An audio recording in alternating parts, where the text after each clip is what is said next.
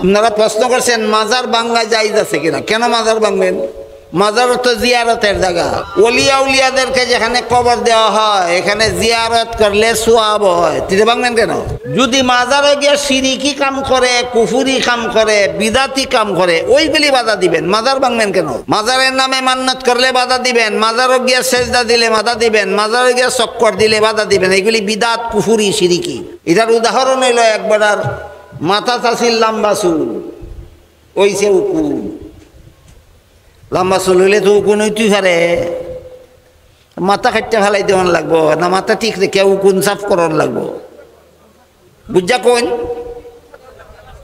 মাথা টুকুন হইলে মাথা খাইতে ফেলাই দেওয়ান লাগবো না উকুন সাফ করার লাগবো।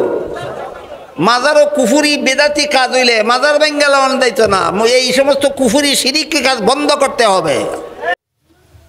এই হাদিসটা বলার আগে এই কথার প্রমাণে আর একটা ঘটনা। ইবলিস ৮০,০০০ বছর আল্লাহর ইবাদত করেছিল, বিশ্বাস হয়নি? তাফসীরে কুরতুবী শরীফে লেখা আছে ইবলিসে ৮০,০০০ বছর আল্লাহর ইবাদত করেছিল। এরপরে আল্লাহ ইবলিসকে সমস্ত পৃথিবীর রাজত্ব দান করেছিলেন, জান্নাতে বসবাস করার সুযোগ দান করেছিলেন, সারা দুনিয়ার রাজত্ব করত আর জান্নাতে বসবাস করত। কত বছর ইবাদত করার পরে? ৮০,০০০ বছর ইবাদত করার।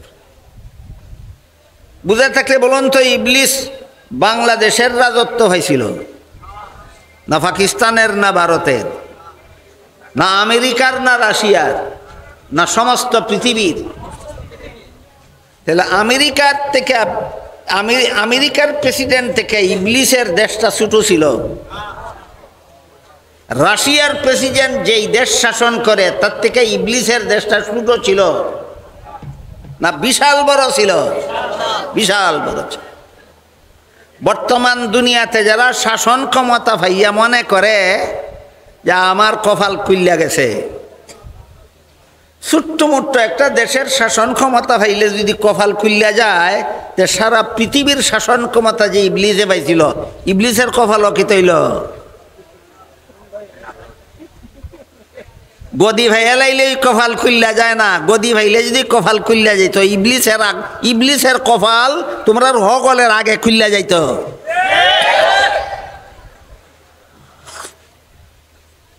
৮০,০০০ বছর ইবাদত করছে, সমস্ত পৃথিবীর শাসন ক্ষমতা পাইছে, বসবাস করে জান্নাতে। এমত অবস্থায় আল্লাহ আদম বানাইয়া ফিরিস্তারা কইলেন আদমরে সেজদা দিয়া সম্মান করো। ফিরিস্তারা করায় গন্ডায় আল্লাহর হুকুম পালন করলো। ইবলিসরে কইলেন আদমরে সেজদা দিয়া সম্মান করো। ইবলিসে কয় তোমার হুকুমটা যুক্তিসম্মত নয়, এই আল্লাহর কথার বিরুদ্ধে সর্বপ্রথম যুক্তিবাদী নাম কি যুক্তি দিছিল আল্লাহ কোরআনে উল্লেখ করছে। ইবলিস বলে আসজুদু লিমান খালাকতা তিনা, আল্লাহ ইবলিস বানাইছো আগুন দিয়া, আগুনের মধ্যে আলো থাকে। আদম বানাইছো মাটি দিয়া, মাটির মধ্যে অন্ধকার থাকে। অন্ধকারের চেয়ে আলো ভালো, কাজেই মাটির তৈরি আদমের চেয়ে আগুনের তৈরি ইবলিস ভালো। ভালো হইয়া মন্দকে সম্মান করা যুক্তিসম্মত নয়। যুক্তি একবারে উড়াইয়া দেওয়ার মতো যুক্তি দিছে না স্বাভাবিকভাবে বুঝার মতো যুক্তি দিছে, কিন্তু দিছে আল্লাহর বিধানের বিরুদ্ধে। সাথে সাথে আল্লাহ পাক রব্বুল আলামিন বলেন তোর ৮০,০০০ বৎসরের ইবাদত বরবাদ, দুনিয়ার রাজত্ব ছিনাইয়া নেওয়া হইল, জান্নাত থেকে ইবলিসকে বহিষ্কার করে দেওয়া হইল, ভবিষ্যতের জন্য মালাউন বলে ঘোষণা করা হল। আল্লাহর কোন ওলি বলেন এই ঘটনার বিবরণ দিয়া, গুফতে আতিশ গুফতে শায়তা মনজে আদম বেহতরম, गुफ्ते शैता मंजे आदम बेहतरम ता कियामत गश्ते मलऊला जरम। शयतान जेई कइल आदम आमार चेये श्रेष्ठ ना माटिर तैरी हওয়ার কারণে, আমি আদমের চেয়ে শ্রেষ্ঠ আগুনের তৈরি হওয়ার কারণে, এই যুক্তি দেওয়ার কারণে ইবলিস চিরকালের জন্য মালাউন হইয়া গেল।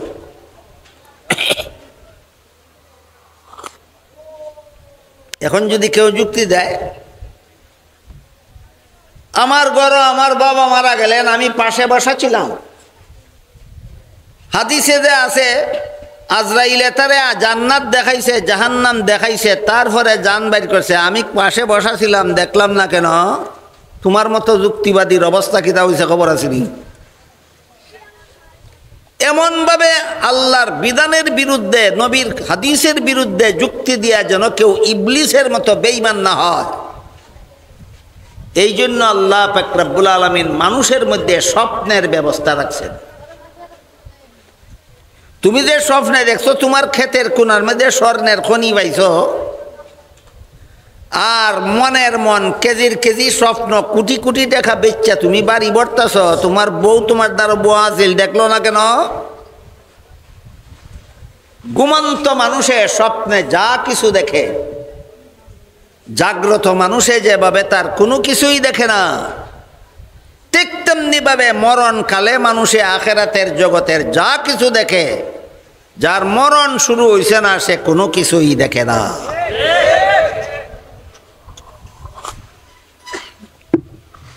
আল্লাহ খালি পণ্ডিতরার মতো যুক্তি বুঝে না, পণ্ডিতরার এই যুক্তি বুঝাইয়াও দিছে, বুঝাইয়াও দিছে। এবার হাদিসটা শুনেন, আল্লাহ রসুল বলেন সারা দুনিয়ার সমস্ত মানুষের মরণ দুই প্রকারের কোনো এক প্রকার হবে। প্রত্যেকটা মানুষকে আজরাইলে জান্নাত জাহান্নাম না দেখাইয়া জান বাইর করবে না।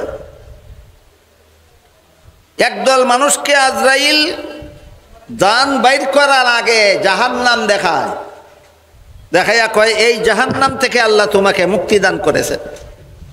তারপরে জান্নাত দেখায়, জান্নাত দেখাইয়া বলে এই জান্নাতে আল্লাহ তোমার ঠিকানা বানাইছেন।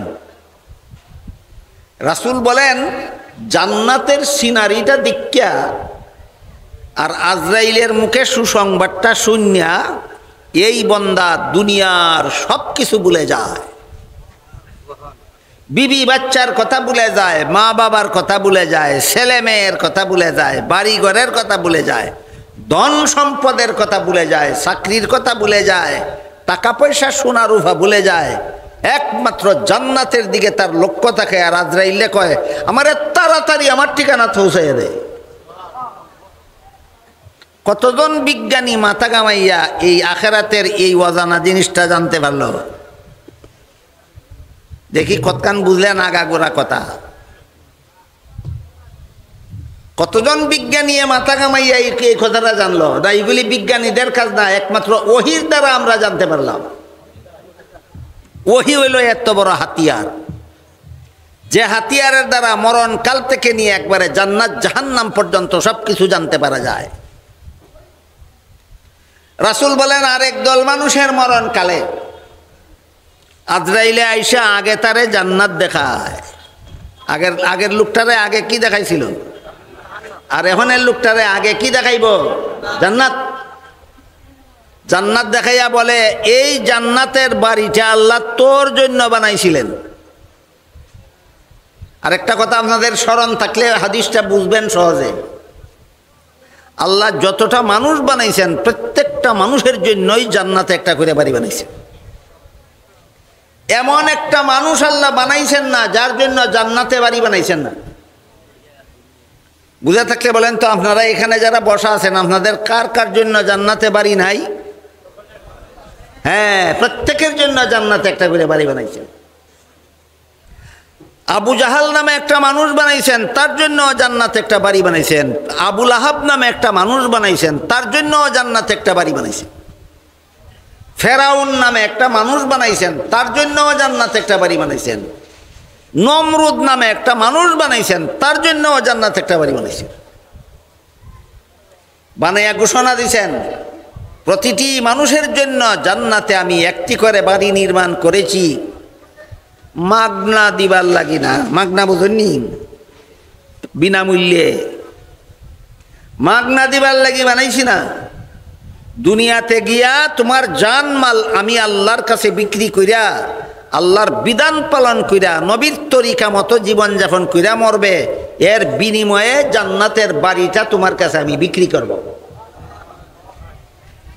আল্লাহ বলেন, ইন্নাল্লাহা আশতারা মিনাল মুমিনিনা আনফুসাহুম ওয়া আমওয়ালাহুম বিআন্না লাহুমুল জান্নাহ। আল্লাহ মুমিনের জান মাল কিনে নিছেন, এর বিনিময়ে তার কাছে জান্নাত বিক্রি করে দিছেন। এই জন্য মুমিনে, খাঁটি মুমিনে, সত্যিকার মুমিনে জানে যা চায় তা করে না, আল্লাহ যা বলেন তা করে। যেমনে মনে চায় মাল কামাই করে না, হালাল উপায়ে মাল কামাই করে। যেখানে মনে চায় মাল খরচ করে না, হালাল পথে মাল খরচ করে। এইসব মানুষের মরণকালে আল্লাহ আগে জাহান্নাম দেখাইয়া ঘোষণা দিবেন, এটার থেকে আল্লাহ তোমারে মাফ করে দিছেন। জান্নাত দেখাইয়া, এই জান্নাত তোমার জন্য আল্লাহ বানাইছেন কইয়া আজরাইল তার জান্নাত করে দিবে। আর একদল মানুষ নিজের জানমাল আল্লাহর কাছে বিক্রি করিয়া আল্লাহর জান্নাত কিনতে রাজি না। হে বুক বিলাস কইরা, রং তামাশা কইরা জীবন কাটাইতে চায়, হালাল হারামের দ্বার দ্বারে না। এমন মানুষ আপনারা সমাজও নাই। হালাল হারামের দ্বার দ্বারে না, রং তামাশা কইরা জীবন কাটাইতে চায়, এমন মানুষ নাই। এদের মরণকালে আজরাইলে আগে জান্নাত দেখাইবেন, দেখাই কইবেন জান্নাতের এই বাড়িটা আল্লাহ তোর লাগি বানাইছিলেন। তুই জান্নাতের ফিকিরও না, তুই রং তামসার ফিকিরও। কাজেই এই জান্নাত তোর নাম থেকে আল্লাহ জান্নাত কাটটা দিছে। এই জান্নাত আর তুই ভাইতে না, তোর লাগি বানাইছিলেন আল্লাহ জান্নাত, এই বাড়িটা তুই ভাইতে না। তাফসীরের কিতাবে লেখা আছে, যার জন্য আল্লাহ জান্নাতের বাড়িটা বানাইছিলেন সে পাইবে না, তাইলে তার বাড়িটা ভাইব কে?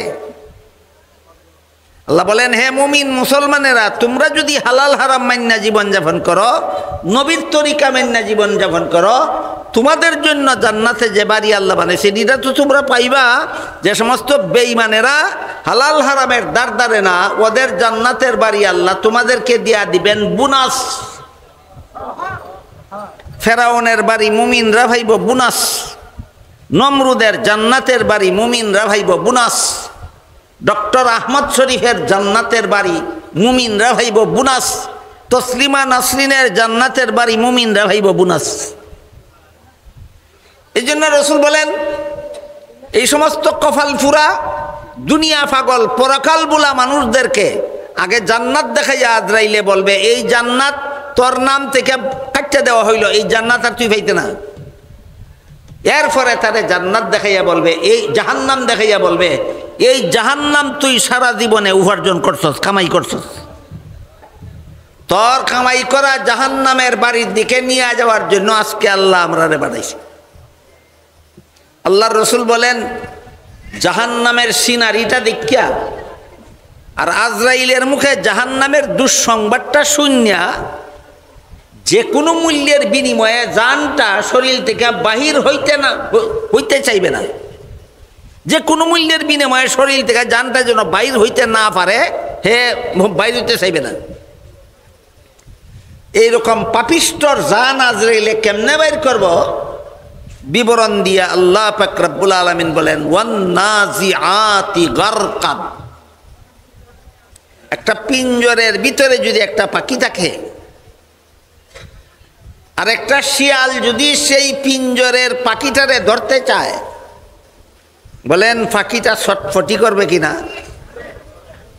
পিঞ্জরের কারণে শিয়ালে পাখিটা ধরতে পারতেছে না, আর ভয়ে পাখিটা ছটফটি করতেছে। এমত অবস্থায় পিঞ্জরের ফাঁকি দিয়া শিয়ালে হাত ঢুকাইয়া দিছে পিঞ্জরের ভিতরে।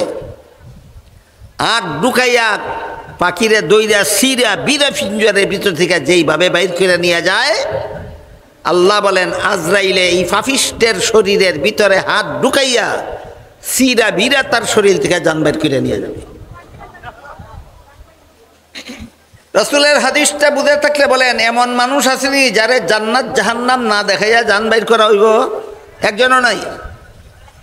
প্রত্যেকটা মানুষকে মরণকালে জান্নাত জাহান্নাম দুইটা দেখাইয়া, যার ঠিকানা জান্নাত তারে জান্নাতের সুসংবাদ দিয়া, যার ঠিকানা জাহান্নাম তারে জাহান্নামের দুঃসংবাদ দিয়া আজরাইলে জান বাইর করব। মরণের পরে না মরণের আগে? এই মরণকালের এই অবস্থাটা দুনিয়ার কতজন বিজ্ঞানী মাথা ঘামাইয়া জানতে পারছে? না 7 নম্বর হাতিয়ারের দ্বারা আমরা জানতে পারছি। হাতিয়ারটার নাম ওহী। ওহী দুই রকম, এক রকম ওহীর নাম কোরআন আর এক রকম ওহীর নাম হাদিস।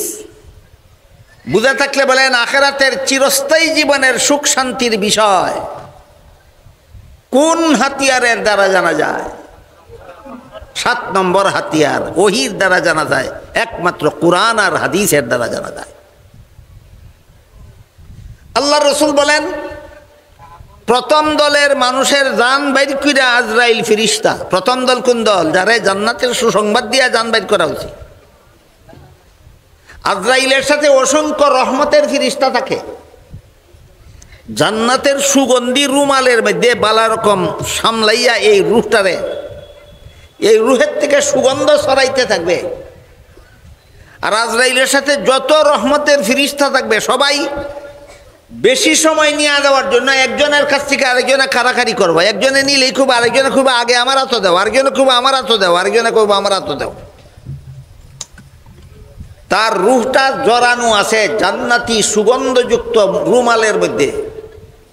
রুমালের মধ্যেও সুগন্ধ, তার রুহের থেকেও বাইর হয় সুগন্ধ। এইভাবে রহমতের ফেরেশতারা তার রুহকে নিয়ে উপরের দিকে যাইতে থাকবে।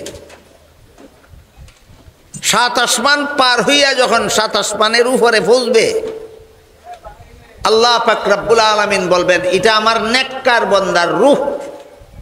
7 আসমানের উপরে জান্নাতীদের রূহ রাখার একটা জায়গা আছে, এটার নাম ইল্লিয়িন। আল্লাহ বলবেন, আমার এই নেককার বান্দার রূহে জান্নাতীদের রূহের জায়গাতে নিয়ে রাখো। এসব বিষয়ে আমরা কোন কোন বিজ্ঞানীদের তথ্য থেকে জানতে পারলাম?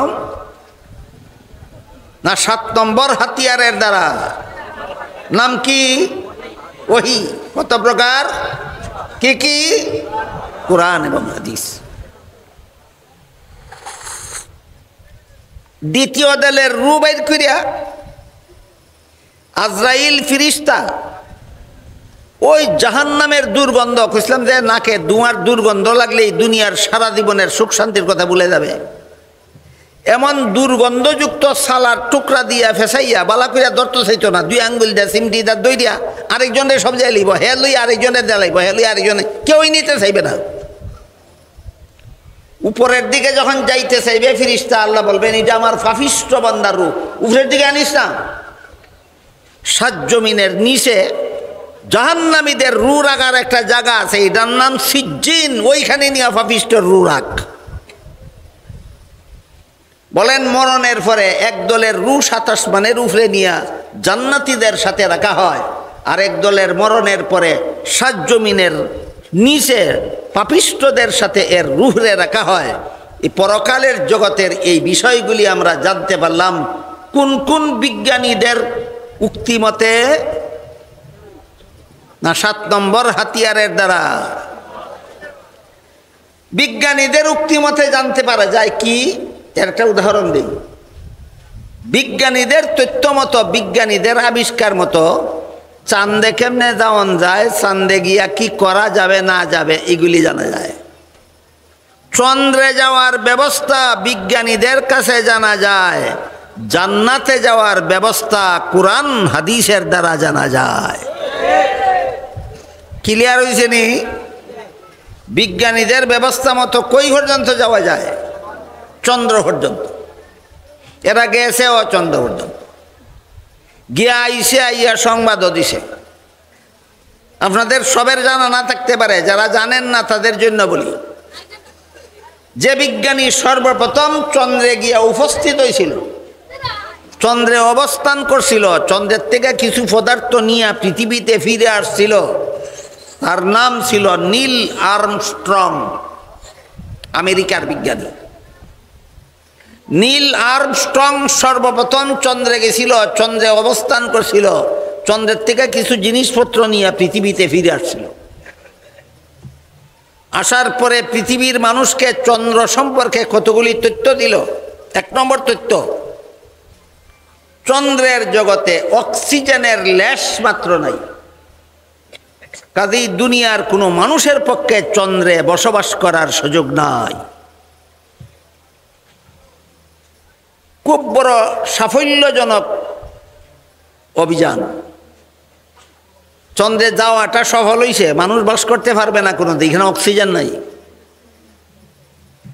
2 নম্বর তথ্য দিল, চন্দ্রের ভূমিতে উর্বরতা শক্তির লেশ মাত্র নাই। রকেটও করিয়া পৃথিবীর থেকে লাঙ্গল জল লইয়া গিয়া ও যদি এখানে ফসল ফলাইতে চায়, বিন্দু মাত্র ফসল ফলবে না। চন্দ্রে পৃথিবীর মানুষের জীবিত থাকার সুযোগ নাই, চন্দ্রে কোনো ফসল ফলাবার সুযোগ নাই। 2 নম্বর তথ্য দিল। 3 নম্বর তথ্য দিল, চন্দ্রে একটা কালো রেখা পাইছিল, গবেষণা করে বাইর করছে এই রেখা কেন সৃষ্টি হইল। নীল আর্মস্ট্রং বলে আজকের থেকে 1300 অথবা 1400 বছর আগে এই চন্দ্রটা 2 টুকরা হয়ে গেছিল, আবার জোড়া লাগছে, এই জন্য কালো রেখার সৃষ্টি হয়েছে। 1300 বা 1400 বছর আগে চন্দ্র 2 টুকরা হয়েছিল। তোরা আজকে খসকার লাগিয়া, কোরআনে তো 1300 বছর আগেই কইছে। কি বুঝেন, বুঝছেন কিছু কথাটা? 1300 বছর আগে আল্লাহ কোরআনে বলছেন ইনশাক্কাল কামার ইখতারাবাতি সাআতু ওয়ান শাক্কাল কামার।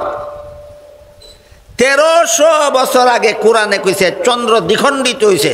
মুহাম্মাদুর রাসূলুল্লাহ সাল্লাল্লাহু আলাইহি ওয়াসাল্লাম জবালে আবি কুবাইস নামক পাহাড়ের চূড়ায় দাঁড়িয়ে আঙ্গুলের দ্বারা ইশারা করলেন, চাঁদ 2 টুকরা হয়ে গেছিল, আবার জোড়া লাগছিল।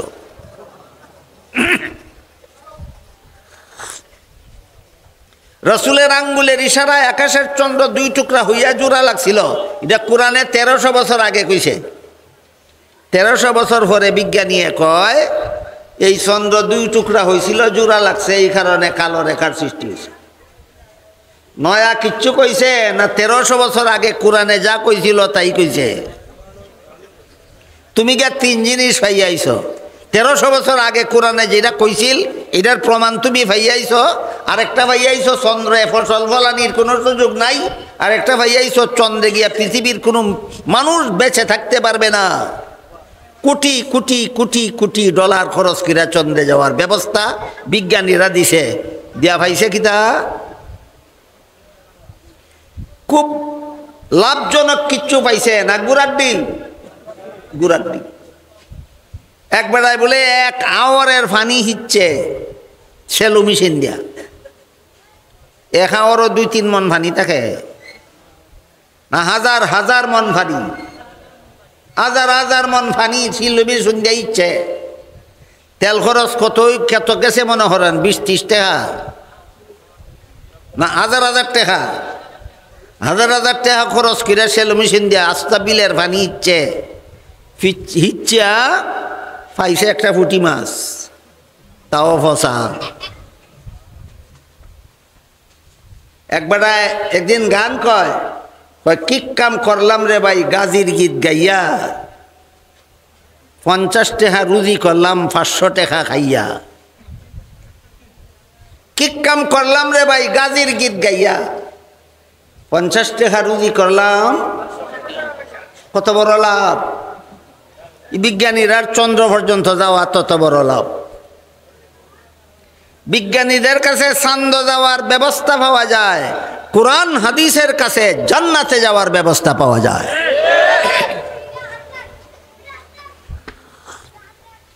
বুঝা থাকলে এবার বলেন,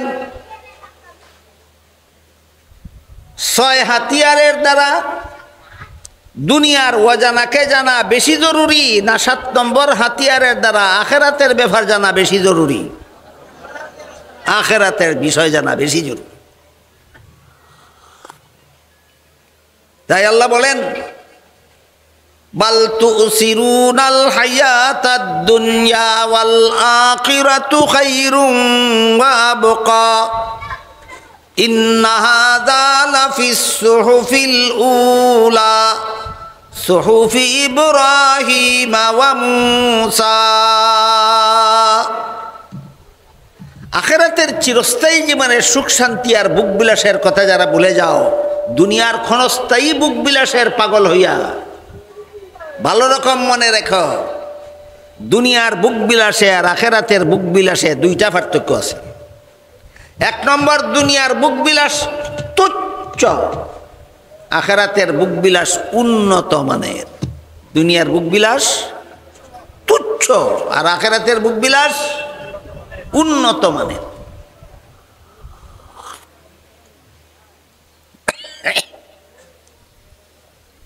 এর একটা পার্থক্য দুনিয়ার বুক বিলাসে আর আখিরাতের বুক বিলাসে। আর একটা পার্থক্য হলো দুনিয়ার তুচ্ছ বুক বিলাস ক্ষণস্থায়ী, আখিরাতের উন্নত মানের বুক বিলাস চিরস্থায়ী। দুনিয়ারটা কত বড় তুচ্ছ আর আখিরাতটা কত বড় উন্নত মানের, এটা বোঝার একটা উদাহরণ দেই।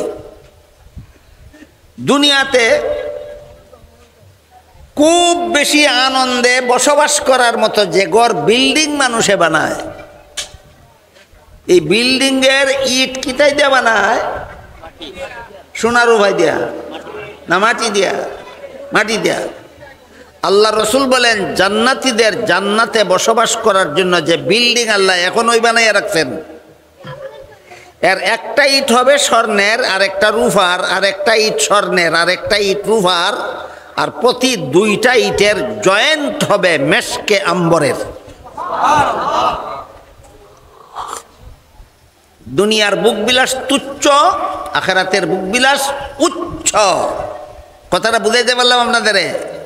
দুনিয়ার বুক বিলাস তুচ্ছ, আখিরাতের বুক বিলাস উচ্চ।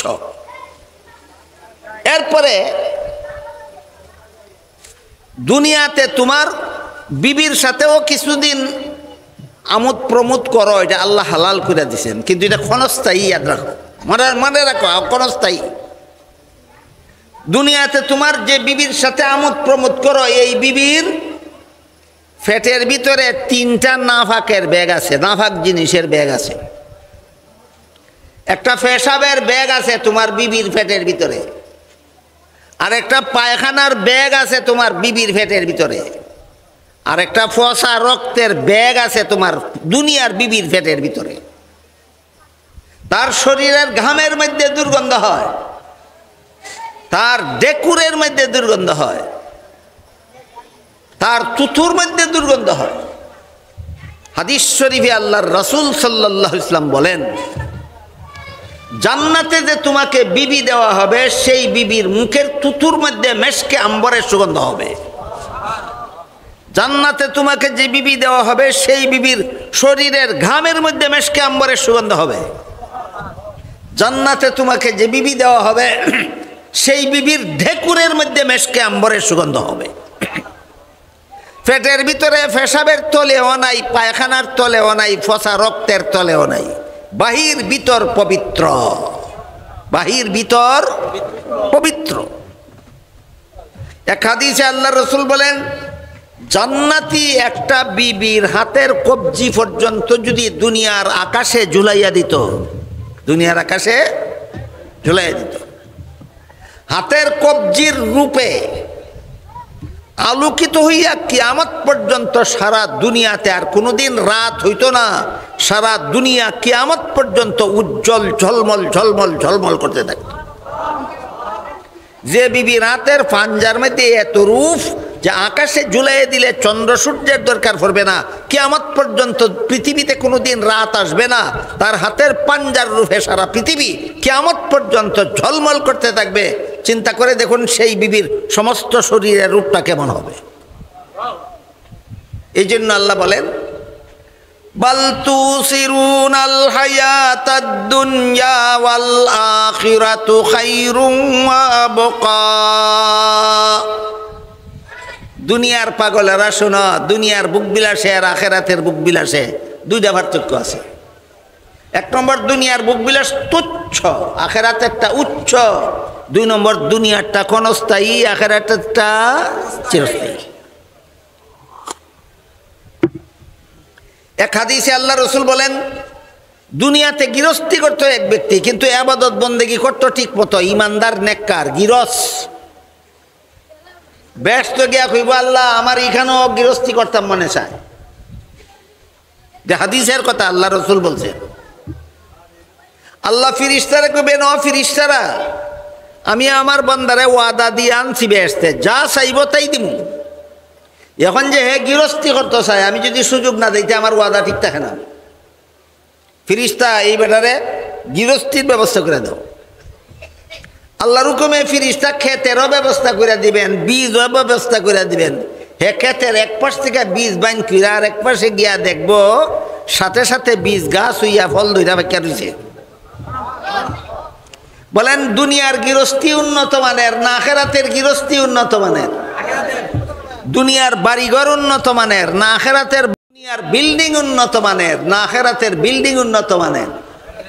এরপরও যারা 6 হাতিয়ার নিয়ে 6 হাতিয়ারের দ্বারা দুনিয়া বুক করার জন্য পাগল হইয়া থাকে, আখেরাতের বিষয় জানতে চায় না, এদের মতো বুদ্ধিমান জগতে আর কেউ হয় না। বুদ্ধিমান না বোকা? বুদ্ধিমান কারে হয় আর বোকা কারে হয়, এটা তো আল্লাহ রসুল হাদিস শরীফ পরিষ্কার ভাষায় বলে গেছেন। আল্লাহ রসুল বলেন, আল কাইয়্যিসু মান দানা নাফসাহু ওয়া আমিলা লিমা বাদাল মাউত। রসুল বলেন, ওই ব্যক্তি বুদ্ধিমান যে তার মনের গোলামি করে না, আল্লাহর গোলামি করে, আর আখেরাতের জীবনকে সফল করার জন্য কাজ করে। যে মনের গোলামি না করে আল্লাহর গোলামি করে আর আখেরাতের জীবন সফল করার জন্য কাজ করে, আল্লাহ রসুল বলেন সে হইল বুদ্ধিমান। কাজেই আখেরাতের জীবন সফল করার জন্য 6 হাতিয়ার যথেষ্ট নয়, 7 নম্বর হাতিয়ারের দরকার। বিষয়টাকে আমি আপনাদের বুঝাইতে পারলাম? এই 7 নম্বর হাতিয়ারের নাম ওহী। 2 প্রকার, এক প্রকার ওহীর নাম কোরআন, আর এক প্রকার ওহীর নাম হাদিস। সারমর্ম হইল, কোরআন হাদিসের বিবরণ মতো জীবন যাপন করবেন, আপনার আখেরাতের জীবন সফল হয়ে যাবে। কোরআন হাদিসের বিবরণ বাদ দিয়া দুনিয়ার বুকবিলাসে লেগে যাবেন, আপনার জীবন ফেরাউনের মতো, নমরুদের মতো, কারুনের মতো, হামানের মতো, সাদ্দাদের মতো, ইবলিসের মতো জীবন হবে।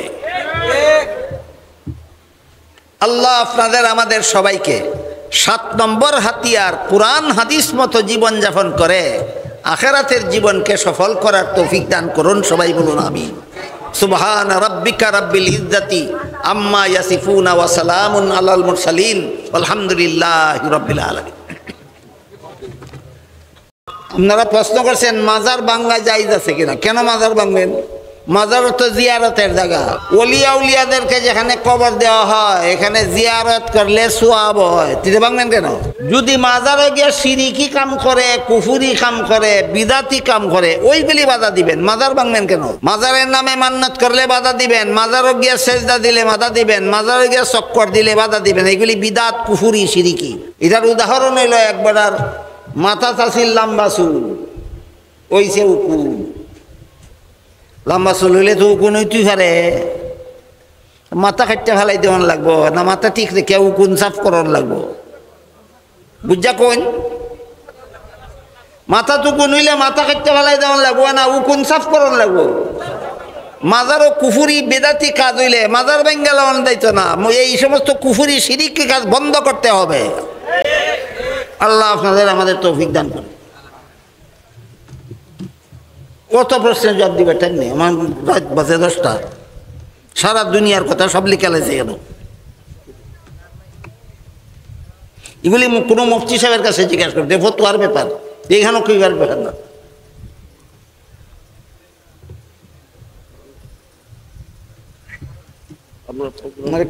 চলবে নাকি আবার?